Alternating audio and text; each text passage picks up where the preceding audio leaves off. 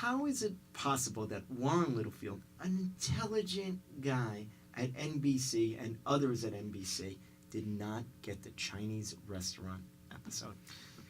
Because when you're a carpenter and someone comes to you with the Walt Disney Symphony Hall, you go, that's a ridiculous building. Television the comedy had a blueprint.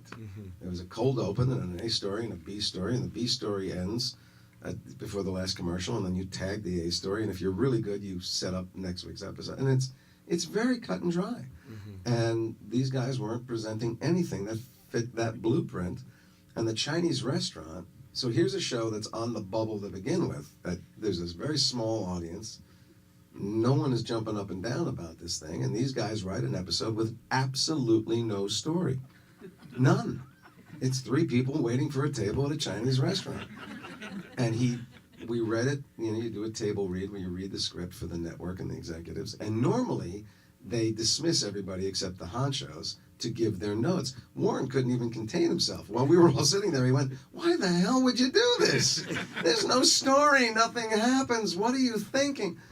And to his credit, he could have said, "You are categorically not doing this." Instead, he went, "Do what you want to do."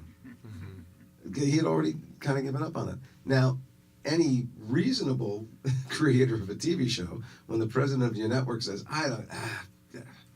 do what you want to do, they might confab and go, maybe we shouldn't do this episode. They don't seem to like it. Larry went, "You said we can do what we can do. What we want to do. We're going to make this episode." So, and we did. And that was the first time that I went, I don't know if this show's going to succeed, but these guys have chutzpah. And they're making the show they want to make. And that was when I actually started to get proud of them for standing their creative ground.